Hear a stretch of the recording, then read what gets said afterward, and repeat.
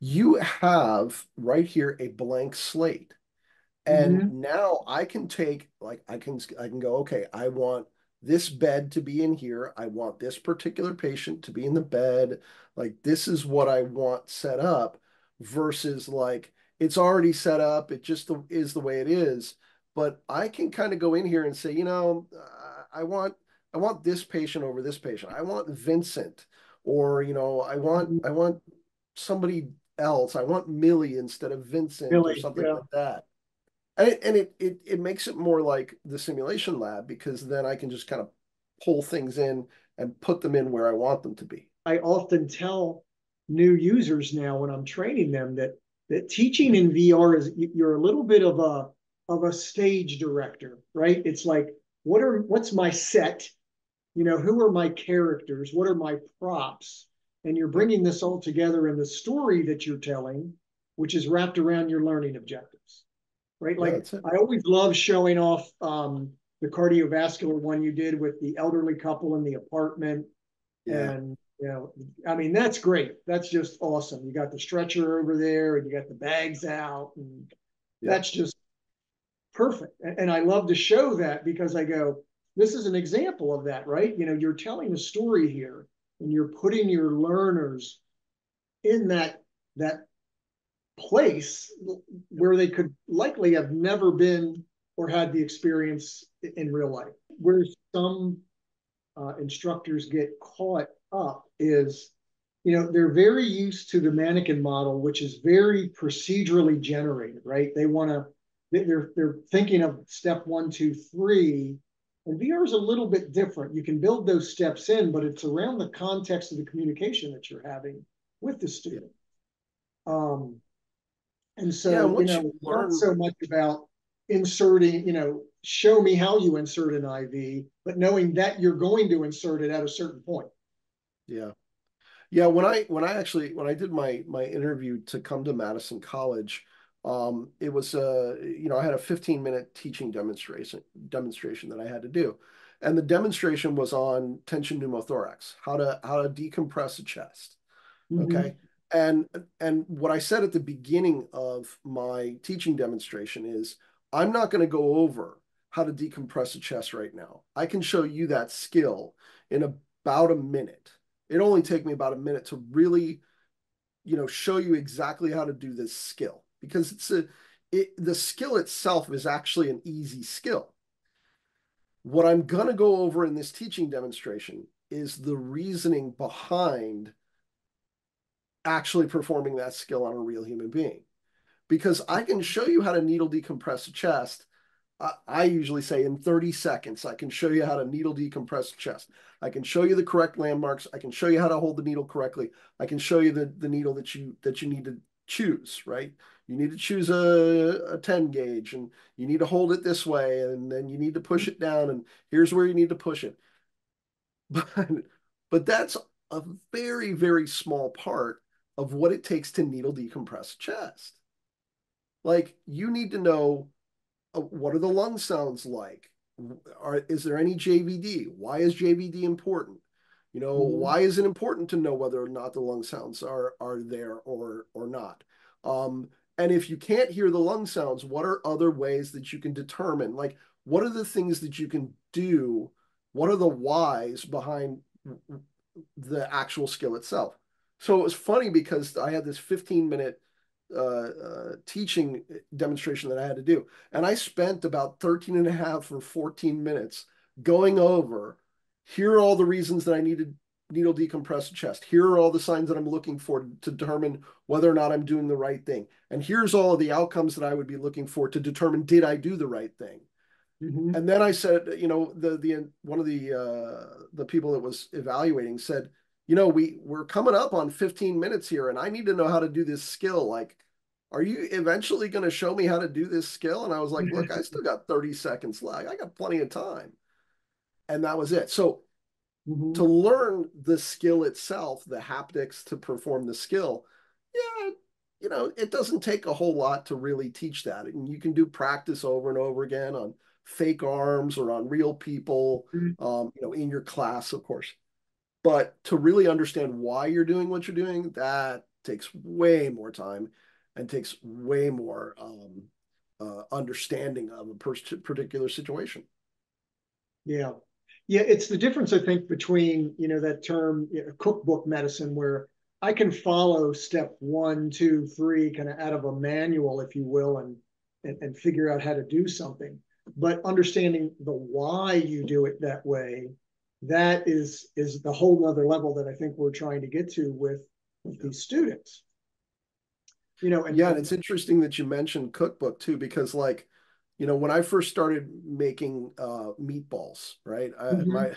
I told my mother I want to make meatballs, and she's like, "Okay, you're going to need this and this and this and this," and I'm like, "You don't just take the meat and make a ball out of it and stick them in the oven?" She's like, "No," she's looking at me like I'm crazy, and she right, goes, right. "Okay, so the first thing you're going to do is you're going to get 2 eggs," and I'm like, "Eggs? Why do you need eggs for meatballs?" We're not doing breakfast. So when my mother was explaining why do you need that? Well, because it's a binder and it holds the meat together. Yes. And this is what, oh, that's exactly what this is. It's learning how to cook versus following a recipe. Yeah, exactly. Yeah, And great that's better point. for the healthcare industry overall. So, And look, in the 5 or 10 minutes we've been chatting away at this, John's put together an entire scene from scratch, right? He's brought in a bed, two characters, a bedside table, and then attached to each of these characters is a whole slew of capabilities that he has to manage and manipulate what kind of condition you might want to find these folks in. and I mean, Yeah, it's if I just like said, starting with that empty room, it's just like, well, what do you want to do with the empty room? You can put this patient in, we could have any number of the Gen 2 patients. And really the Gen 2 patients, once they're configured, which is kind of what I went through just now, you can really set the stage with all the different cognition and vital signs and animations and apparel, and get your simulation ready just like you would with mannequins in a sim lab. Get it all set, ready to go. And then you go into your simulations tab. You can save a brand new simulation. You Hey, know, John, yep. can you mute your mic in the Oh, category? there we go. That's Sorry it. about that. There we go. You were sounding like you were all had moved your environment to the Grand Canyon. Ah, got you, got you. Well, yeah, I was just kind of showing, once you've got that empty environment, you can really bring any patient you want in, just like you're working with mannequins in a sim lab, and you can set them up, you can configure them, you can decide what they're wearing, what their vital signs are, how is the bed configured, are they wearing a blanket or a gown, or what are their different animation states, their cognition. You can set that all up ahead of time and then save it into your environment. And be able to. So if I go to save here, I can just, call this, oops, my controller ran out. So I can just call this simulation 2 and hit enter, save, and now it's ready to go. So now if I want to run the simulation, I can just, load that up when it comes time to run it, and everything is ready to go. yeah, and the other thing is that you can change all of those vital signs on the fly as you choose. So, and I think that's really important. So, I had a student when we were working with the dynamic cardiology asset mannequin. I'm starting to call them mannequins because honestly, that's what they are. So Yeah. when I was working with the dynamic cardiology mannequin, I had a student who they were going to give adenosine. What they meant to give was adenosine. So we had a patient who's an SVT, and adenosine is a medication that you give to slow down that heart rate. And instead of saying adenosine, which is what I knew they meant adenosine, but they didn't say adenosine. They said atropine. Now, atropine increases your heart rate. So you have a patient who already has a very high increased heart rate, and now you're going to give them atropine that could potentially further increase their heart rate. So it was completely unexpected. Like this student knew what they wanted to say, but they said the wrong medication. And so Mm. instead of correcting them, because I'm not going to do that. This is the place where you can make mistakes. So instead of correcting them and going, don't you mean adenosine? Instead of doing that, I made the patient respond as if they were given atropine. And so I increased the heart rate even more. Mm-hmm. And the student was like, whoa, whoa, whoa, whoa, whoa. I gave a dentist. Oh, wait a minute. I said atropine, didn't I? And it was like it was perfect because that was a great learning moment. But that was just it. I said atropine. I meant adenosine. I gave the wrong medication. So yeah, and if I'm trying to pre-predict what a student is going to do, then I would have had to correct them and say, didn't you mean adenosine? And then they would, obviously oh yes, I meant adenosine, and they give that medication correctly. But I didn't have to pre-predict because I could just change it right there. I could go, what? Nope, they said atropine, so I'm going to increase that heart rate, and that's what I did. So, John, was that what was that you were showing just a That second was the ago? medication maker. I Yeah. thought so. I thought so. I'm leaning forward because I'm like, ooh, I want to see. And John, you're also showing, we often overlook because we're in here every day using these tools. But this new search feature that you're showing, it's new to us, where you can more easily now locate and find assets within the library. And Bill, I'm sure you've went through this exercise in the past too, where you're looking for something and you're just like, okay, page one, page two, page. Let me Yep. find that one that one thing I'm looking for. And now we've got this great search tool and or drop down where you can search by category, which man makes it so much easier and nicer for finding the assets. Yeah, I've had at one point I had like up to 40 pages, and I'm sitting there going Yeah. page, page, page, Yep. page. And the thing is like it was better than not having it. So it was fine, but like being able to just search it out now, that's just great. Yeah. Oh, fantastic. Yeah. And I generally tend to find like when I'm setting up an environment, I'll put a light into the scene. I just think these point lights help make the patient look a lot more realistic. Like you could see him before, he looked a little bit less realistic, but now if I bring in one of these lights, Boy. you can kind of position that wherever you want. And when you initially bring an asset into your scene, it's got this big gizmo. Let me just move the camera back a little bit, but it's got what's called a gizmo. And this big, Mhm. control thing here allows you to rotate things around. You can move it using the arrow so it stays locked on that axis, or you can grab, oops. You can grab the asset in anywhere and just kind of move it around free form, and then I can use the joystick on my controller to move it closer or farther from my hand. So you can really see how that affects the realism in the scene. It makes a big difference. And then I don't obviously want that yellow sphere to be showing up, so I just make it uncheck visible. And now it's got a little icon on it that says it's not going to be visible. So if I go into learner mode, it's Mhm. not going to be visible to a student if they came into the scene. What's Yeah, interesting, that's a great point because I haven't done that to put a new light in there. yeah, And I you're think right, it going to does say the increase. same thing, Bill. Yep. Yeah. Have not messed with lights at all. Yeah, I didn't even think of that. That's a great point. And there's actually a couple of different configurable lights. So if I go into lights, if I bring in like the configurable one here, let me get rid of the other one here, delete this, and then I'll delete this. Now, if I select this and go into my simulation manager, I can change the range of Hmm. it. I can change the color hue of it if I want, the Oh wow. saturation. Oh I my can goodness. change the value. See, you guys are power users. You didn't know about a I configurable know, light. I'm amazed, man. You're changing my life, John. Yeah, these Yeah. were my only complaint about the configurable light though is it doesn't have shadows. I'm Mm, not sure why the configurable. It seems like that's an option we should have. I think what we're trying to do is really limit, because if you don't really know what you're doing and you come in here and start adding like tons and tons of these lights, like it can really bog down your performance if they all have shadows, but I Hmm. still think you should give the user control to be able to have yeah. that. Yeah, So that's great. I just don't That's use really the great. configurable light because it doesn't have a shadow. So if our development team is listening, I should make a note of it and ask them Yeah. about that. We should have a toggle for shadows. Because like if I go back into my assets now and grab another light that's got the regular light. So we have a point light or we have a spotlight or we have a point light, which is basically omnidirectional. The spotlight's going to be like literally a spotlight. So if you really want to kind of put the light Yeah. right on the patient, you can put that wherever you want, but it's got, that's going to have shadows.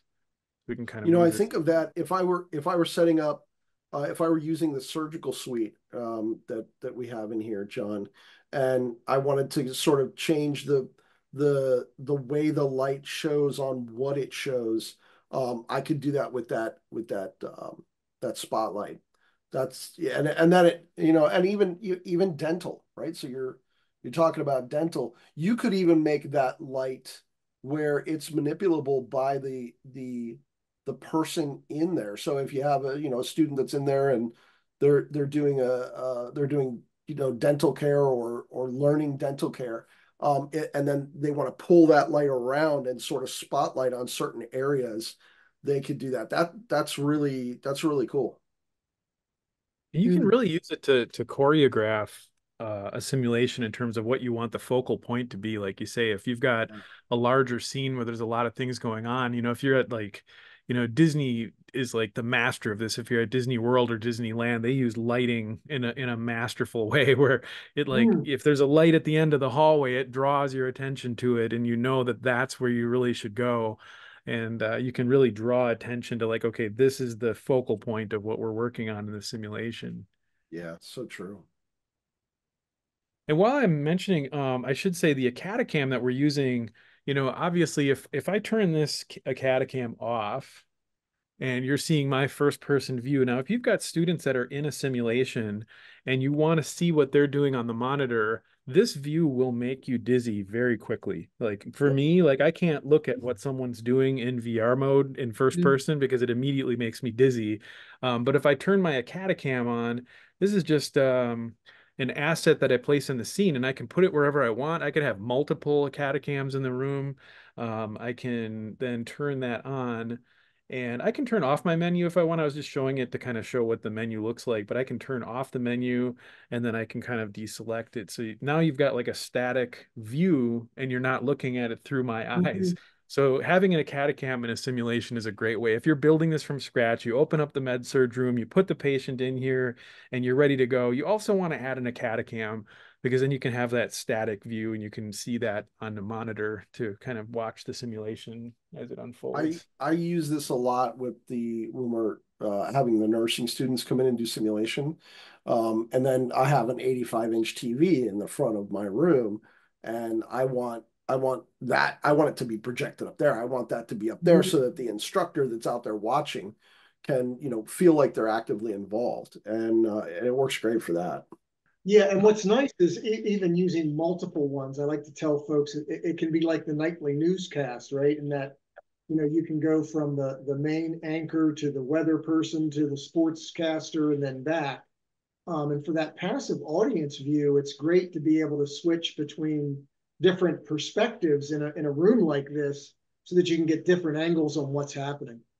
Yeah, yeah, Absolutely. And I should just mention for anybody that's not already aware, if you want to get this in your scene, if you go to your packs, if you sort by name, or I guess chronologically too, it's a display utility. So if I come down here to display utilities, I've already acquired this pack, but you would go into your packs tab, go into display utilities, acquire that pack, download it, and then when you go to your inventory, if you search for a Catacam, then you see the Acadicam right there. yeah. And you just point at it in your menu, just grab onto it just like you would any other object with your grab trigger button on the handle of the controller, and you can move it around, put it in your scene. And then once it's in the scene, now that there's two, we'll see that there'll be two tabs. So now there's two Acadicams. This one's not active yet, but I can deactivate this one and activate this one. And now we're getting a close up. So we might have this one, like you guys were saying, we could put this one up close to the patient's face and say, like if we were doing, something up close, we could have one camera that's up there. And Mm-hmm. then when it comes time to zoom back out again, we can kind of zoom zoom back out and turn this camera on at a Yeah, distance. and we did a with the nursing students. I was actually joining from home. They were in their classroom, and they were using our classroom live system, which allows them to sort of join from anywhere. So we had students in the classroom, me at home, and other students at home. And we were using WebEx, and I joined via WebEx. And then all I did was share my screen, just like you're doing now. All I did was share my screen, and then I was in headset, and I was over there talking to the patient, and I was acting as a new nurse and having the nursing students direct me on what to do. So they said, okay, get the aspirin. The patient has an order for aspirin, and they haven't had their aspirin yet this morning, and so we need to administer aspirin. And so I'd pick up like the wrong medication and go, "Is that the one you're talking about?" And they'd go, "No, no, no, no." Because if you hold it up to the camera, they can see it. And then I also made the camera so that it was hand grabbable, so that at any point I could pull that camera and then place it in another spot and leave it right there. So you get that little bit of movement while I'm moving the camera, but then I just pull the camera, I put it in that spot. The camera sits there now in that spot. So you could keep moving it all around. It was, yeah. And they really liked it because it was like being in lecture, and we were doing a case study, but it wasn't like they were looking at the case study just on the screen and reading the case Mhm. study. Like they were actually interacting with me, and they were telling me what I should do for that particular case. It was really interesting. Mhm. I'm just The other way I demonstrating like too how you thinking. can bring in an asset. Like if, we brought in the patient, but the question I guess would be like, okay, what do you do with the patient? But in this case, if it was a breathing thing, we can bring in a Venturi mask and we can place that on the patient and we can set that up. I actually just now I brought this out of my menu and then I set it to learner interactable, meaning that now learners can pick it up. So if I go into learner mode, which I'm in right now, I can see when I put my hand near it, it highlights, I can pick it up and I can, whoops, I keep bumping my microphone, but I can put it on the patient. And you can see you get that highlight area. So I could put this on the other patient as well, or I can Yeah. bring it over here on this patient and then put it back on the tray. So there's all kinds of different things that, the Gen 2 patients can do Venturi masks and CPAPs and just about everything. We tried to build a lot of functionality so you can really build almost anything you can imagine, really. Mhm. Yeah, and I like those. The sockets are an important point. That's those highlighted areas about guiding the students to the correct placement of a specific piece of equipment. And we don't think about that being a learning tool, but it absolutely is. How does this thing go on? I mean, I remember, putting on the first oxygen tube I ever had to 40 years ago. And it's like, how does this loop behind the head or over the ears? Or, I had only ever seen pictures in a book about it. And so, being able to see that and have it demonstrated to you, you know, is another part of that immersive learning process. Yeah, and you can Absolutely. And you can actually make it, if this white plane that's underneath it, you have control over like the visibility of that. But the idea there is if I make that this asset, so I was just mentioning before here, it's laser grabbable or hand grabbable, meaning you can pick it up with your laser or your hand. Once I do that, if I have that return, it's called a return socket, that base plane, that will enable a student to participate in this simulation without being in a VR headset. If that socket is in the scene, they can click on that mask, place it on the patient, and then they can take it off the patient and put it back down on the table. So it's part of what we think is really important, that people can do simulations without being in a headset if they're uncomfortable for whatever reason. Wearing a VR headset, that's totally fine. So it's important to have those we call them return sockets. It's kind of a technical term, but you can, basically interact with all the different objects in the scene without being in a VR headset. Yeah, we used that for our nursing students a couple days ago, this past Monday. Um, we had one student that was in viewer mode, who was acting as the head nurse, as the lead, and she was communicating with the others who were in headset. And she was communicating with them, and they were talking about things that needed to be done. And somebody had said, we need to put a 12 lead on the patient. And so she was able to do that. They were working on other things. She was in viewer mode, and she was able to take and just put all of those things on. And then when they came along, all they had to do was put the electrodes on, and they were ready to go. She could even put the blood pressure cuff on, and she could put the Mhm. temperature. She could take the patient's temperature and all of that stuff. And then with that return socket, she had a place to then return it to, which was pretty cool. That's awesome. I was just checking out this is another environment that I had no idea until I was making that video, but it's like a reception, right? You've got the reception desks and you've got the lobby out here Hmm. where the patient would You know, show up that's out the door. Like that's this something looks we very haven't even much like talked a about. very typical kind of clinic or hospital that I would be used to. You just come right in here and little waiting area and but then what's cool here is you can actually go back and of course there's a little checkout counter here. We'd probably put a computer on there, but if I go around the corner, there's actually like there's an empty room here, but there's an exam room.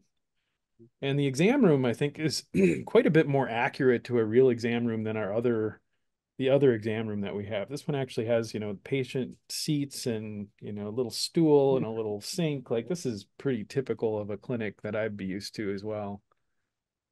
And there's I more than just thought one. of another use Another one case over too, is here. like we haven't delved much into into how to interact with people if, say, you are your registration and you're registering people. Mhm. You could have somebody sitting back there behind that desk, and then have an instructor come in as a person and walk up to that desk. Hi, I'm here for my appointment, and you know, and maybe the script is something like, the doctor is out sick today, and they weren't able to contact this person via phone, and they showed up, right? I mean, imagine that, right? Normally they're going to try to call you and let you know the doctor's out sick and all of that, but this person didn't get any of those phone calls. They were at work or something like that, and now they've come and they're standing right here, and they're going, the doctor is sick, and now you have to learn how to have that interpersonal communication with that patient. You have to Mhm. learn how to communicate with somebody and say, I am so sorry, we tried to call, and that kind of stuff. And then you've got that person that's really upset because now they've taken the time out of their day. I mean, again, it's just, I can just come up with the Yeah. scenario and go, what about this scenario, what about that scenario, and then John's Yep. creating it right now. So Yeah, and how about, yeah, like John just made the character dizzy. What about she passes out and goes to the floor while she's standing there? there you go. Yep. Yep. Yep. There's another one. Absolutely. There's another one. Then now you've got another patient. All right. Yep. Yeah, we And could you take can And any I of just these remember patients. having discussions when I worked at a facility where the outpatient area was connected to the hospital, but there was this question about, okay, what do we do if we had an event over in the outpatient area? Because legally it has to be treated separate from the hospital. And there was this whole question about, could people from the hospital respond to the event, or did they have to call 911 even though they're like right next door In the Yep. hospital, right? in the hospital? Yep. And Bill, you probably had to have dealt with this sometimes, right? It's like the Oh, hospital's sure. right there, but they are not Sure. allowed to come over here and respond. Yeah, and this is in the days before we had, now many of the hospitals, the ERs and stuff like that, they have emergency teams that have Mm-hmm. equipment that if something happens in the hospital, that emergency team can go and pick that patient up, put them on the stretcher, bring them back to the ER, those kind of things. I mean, if somebody passes out in the cafeteria, right, or something like Yes. that, and you gotta go get them and bring them to the ER, how do you do that, right? And Mm-hmm. you can now emergency teams are much more a thing. But when I started in EMS and when I started working in hospitals, that really wasn't much of a thing. And I Mm-hmm. mean, there were times where I got called on 911 response to a hot. Now, see, there's another thing that John just put in there. I didn't realize we had a Zoll monitor in there. I don't think this one functions. This one is, I think Oh, that's okay. Okay. the stage is set. We can make it functional, but this one is not. Yeah, I that's cool because somebody actually asked me, well, do we have Zoll monitors? I'm like, Mhm. we could make one. Um, but yeah, so prior to those emergency response teams, our station was actually first due on an outpatient clinic that was connected to the hospital, just like you're talking about, Rick. Mhm. Oh, yep, I I'm mean, going to bring I think Antonio what we're over here saying is like too. the limits of your imagination is what you're able to kind of yep, create here in the platform. exactly. Well, and yeah, what here's John. There wasn't a patient here, and now there's a patient here. Yep. And so now this guy's having abdominal pain. He's come in to see the doctor. And it turns out that he has I don't know, appendicitis.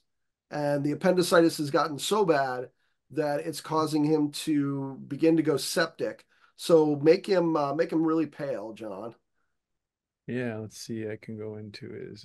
And then we can even set his vitals so that his vitals are low as well, right? So we're making him pale, and he came in to see the doc. He was having some abdominal pain, and now actually his abdominal pain is kind of resolved because the appendix has burst. But in just a minute here, he's about ready to pass out. And then the student leaves to go, talk to the doctor or whatever, comes back, and now he's laying on the floor, right? So now we can take him, pull him off of there, put him on the floor, and now he's Mhm. passed out. So there's just, you have more possibilities. Oh, yep, there we go. And now we take him and we put him on the floor, and there you go. Well, and this is where our Come back, and concept this is what you find. and our concepts of panels could come into this to play with this, right? Where you could have a panel. I mean, John was doing a lot of manipulation in the sim manager there, but building a panel where all of those different states could kind of automatically be triggered would be great Yeah, after. But first, Bill, you'd have to kind of conceive that scenario, right? Here's yep, stage one, stage two, stage three, and so forth. yep, And each of those stages could be a panel represented by different conditions that the character was yep. demonstrating. Yeah, and that's the thing, is that you can sit down and come up with a scenario, or you can use the scenario that you already have. I mean, heck, you could use some of the scenarios that I've built. If you go over to the Discord, I'll have those up on the Discord. Mm-hmm. And you can use some of the scenarios that I put together that are very simple, very vague scenarios, that really anybody can use, and then you can build off of. So you can use your own scenarios, you can create your own patient, you can create your own environment. I mean, you can do sort of what you want, just like I would in my sim lab. And then the beauty of this, right? I've run some really great cardiac arrest simulations, and the Mm-hmm. cleanup after that takes like a half an hour. Yeah. The way we used to plan it out for our national registry stuff is we would plan it out for 20 minutes for the simulation and another 20 minutes for cleanup. And with this, I was doing the work with the nursing students on Monday, and we had two groups. Group one went through, and when they were done, I just reset the scene. I just hit reset on the Mm-hmm. scene, and it was like, okay, my cleanup's done. So next group, and we're ready to go. And not to mention that the consumables that you use there, I mean, Right. somebody using budget to buy all that stuff that ends up kind of going in the trash. Right. Exactly. Exactly. And we think about that a lot because of the amount of money that we wind up spending on all those consumables. Mm-hmm. You know, and with the national reg, when you're doing your national registry testing, like you have to have these things available. You can't be like, okay, we're just going to simulate that you put a bandage on. It doesn't work that way, Mm-hmm. because part of the evaluation is, did you put the bandage on in an appropriate manner, you know, or did you not? So it's Mm-hmm. you can't do that. So the practice leading up to that should be that I'm practicing, I'm using this piece of equipment. I did it the other I I was talking to the nursing faculty the other day, and they said, that bandage is square. And I went, yeah. And they said, those kind of bandages that we would put on patients are actually rectangular, not square. And I went, oh, okay. And so I took the bandage out and I stretched it along the axis, and I went, there. And There they you went, go. yeah, that's it. Okay, good. you Yep. know, Yep. Yeah. we didn't have to go through we didn't The have to go through gizmo is like a whole something I either development thing or love. anything like that. Yeah. What's that? I'm sorry, I missed that. That's okay. I would say the gizmo is something I either love or it drives me crazy. Yeah, You true. know, like That's true. you love it or hate it, depending on what you're doing. Yeah. You know. I'll admit I'm still not as good as John is with like using the joystick to move it around. Oh yeah, yeah. I I'm not as good. So what I wind up doing is I wind up making it hand grabbable, and then I just grab it and place it where I want it. Put it where you want. Yeah, it takes a little getting used to. You are manipulating, it's pretty advanced tools when you're modeling 3D and you're moving things around. And but once you get the hang of it, it's really just that, these are the arrows, and if you grab the arrow, just like you would grab an object, you grab the arrow and it just moves in that axis or in Yep. this axis. So if I want to move only up and down, I just grab up and down and it Yep. only moves in that direction, or I only want to rotate in this direction. Once you get the hang of it, it's pretty straightforward, but it does take some getting used to. And I should say that you're watching me edit in real time, but students would not be seeing this. This is basically me as a sim tech behind the scenes. I'm preparing for a simulation. And when I'm done, again, I'm going to open up my simulations menu and I'm going to save this as a different, simulation, simulation 3 or so, and then save that into my library. And then when I'm ready to run the scenario, like I'm going to open this up and be ready to go. I'm not going to be like, you're not going to see the patient like getting down on the ground and standing up. Like that's basically me behind the scenes as a tech, setting up the scene.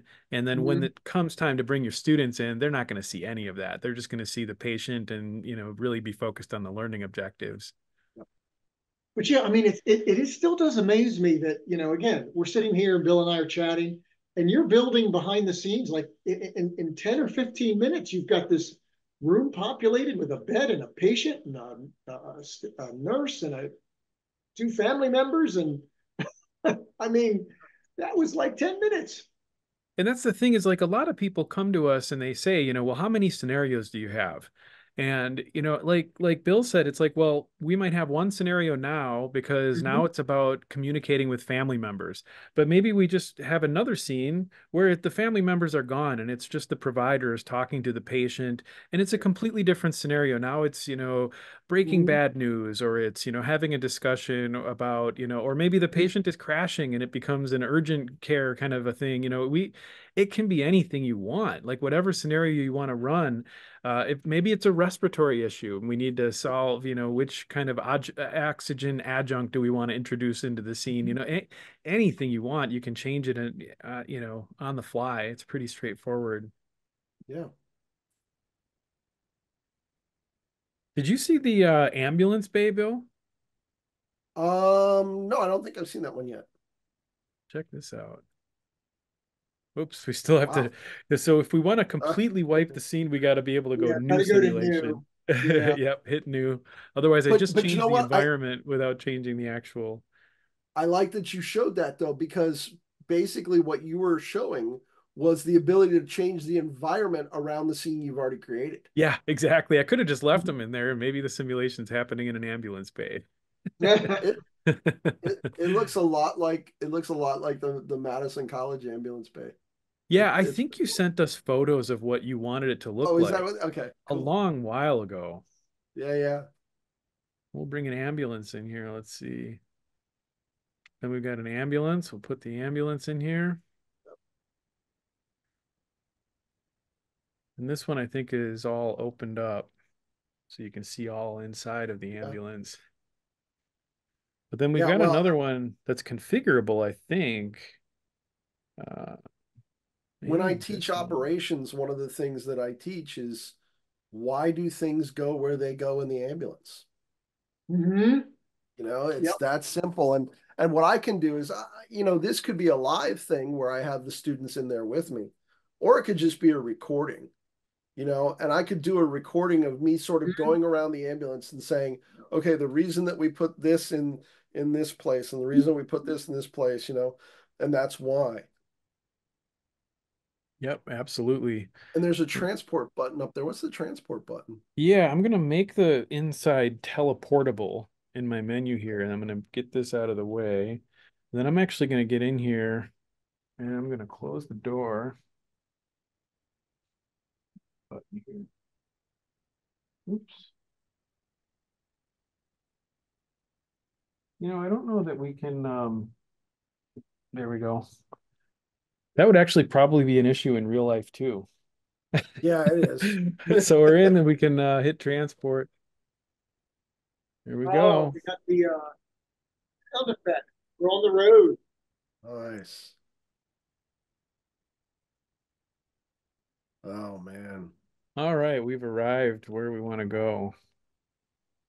Car stops. Oh, looks like we pulled right back into the ambulance bay. Yeah.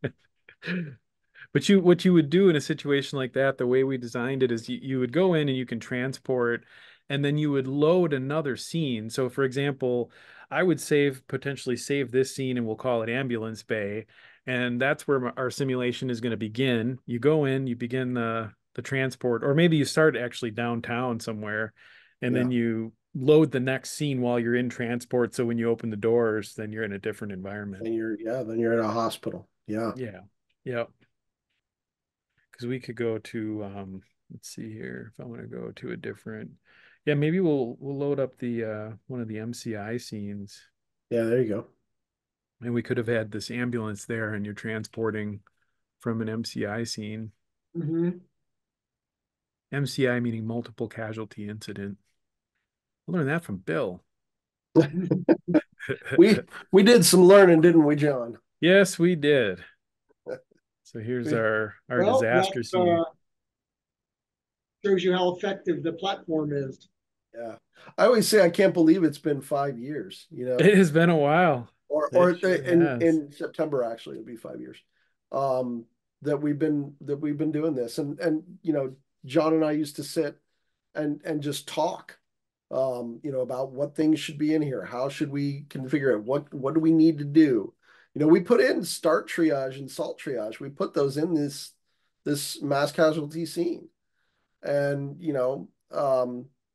and imagine I always tell the story of how I set off the fire alarm at the college I worked at before, evacuated the entire college when I was doing a mass casualty.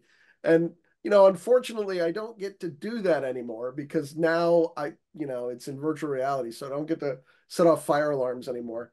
So that's both a good thing and a bad thing, I suppose. But but the amount of money that it takes to run a mass casualty scene, the amount of resources it takes, the amount of people it takes, like I can just hit reset on this scene and it just starts over and I'm ready to go again.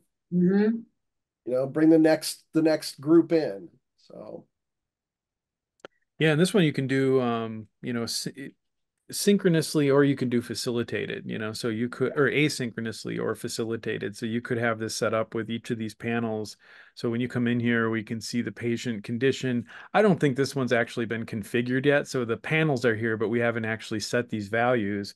But if we want to set the values, we just go into the simulation manager and we can say, okay, this patient's respiratory rate, effects of airway repositioning, all the different things, and then decide which group they're in.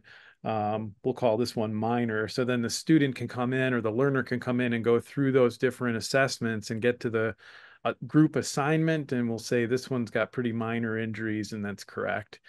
So you can really configure that for every one of the patients, so you can do a whole triage scenario Yeah, and that then you can reset it. I mean, and then you within can just your reset it. Yep. You could change it. You could have all the different patients in all different conditions. These aren't actually our very seriously injured people either. I think we've got some that are substantially more injured than these, but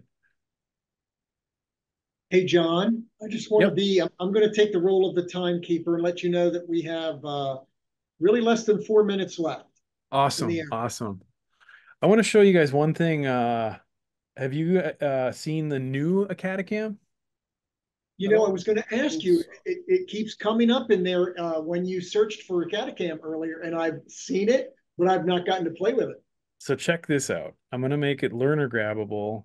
And then in my simulation manager, whoops, delete, created another one. In my simulation manager, I'm going to grab this.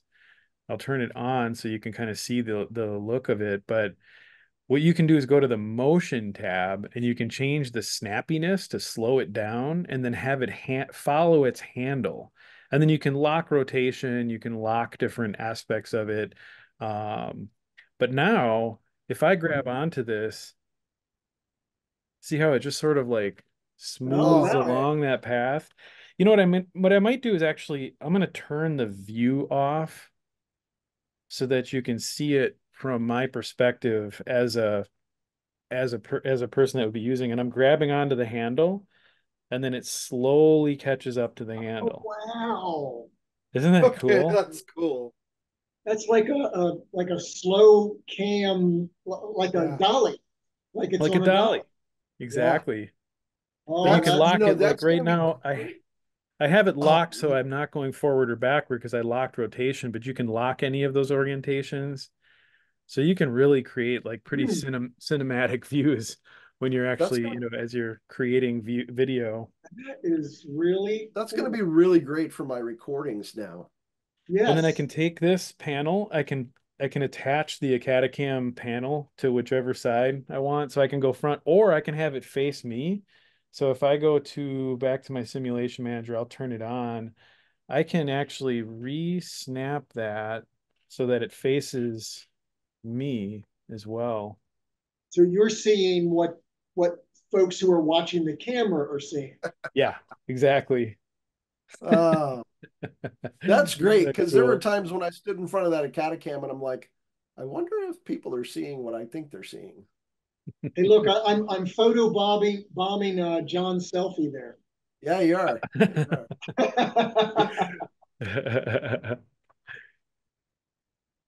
That's awesome. Oh man, that's cool. That is so Oh, cool. John, now we're going to want to put our headsets. I want to go play with this stuff. Yeah, man. I gotta get more headset time. I'll say that much, you know.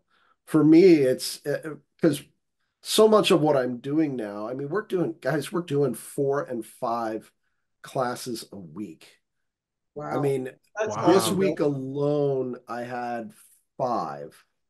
And it was like I had one on Monday, 2 on Tuesday, one on Wednesday, one on Thursday. I mean, it's just been like it's been crazy, and a lot of that's happening in Acadicus. I mean, our 3D art class is not, but even our 3D art class, I brought them into Acadicus to see what we do. You know, the architecture class came in, and I had to show them how we control things in Acadicus. And by the way, their favorite thing was the black vomit. That was that like the architects loved the black vomit. That's great. I was like, I won't make him vomit. I don't want to gross you all out. And they're like, no, no, do it, do it, do it. And I'm like, okay, what color do you want? And they're like, black vomit. So black vomit, and they loved it. So yeah, Well, so this yeah, I love it. That's so we cool. did it. We wrapped up. We did our first simulation pulse live Love it. Nice. in the book. So we'll put a video out of this, and then hopefully it starts to like get the idea of like this is what we do. We just kind of open up our menus and start showing how the stuff works and build a scene or run a simulation or whatever we want to do. Anything we want. That's Would kind you of be nice to be okay able to have. once you have the recordings if you send me a link or something? I guess I can link it. I can link it through YouTube. Sure. Um, but I'm using Ballo primarily, and I have like, I don't know, like 40 videos that I've loaded and cleaned up to get up on YouTube now. And working on getting them into YouTube Shorts too.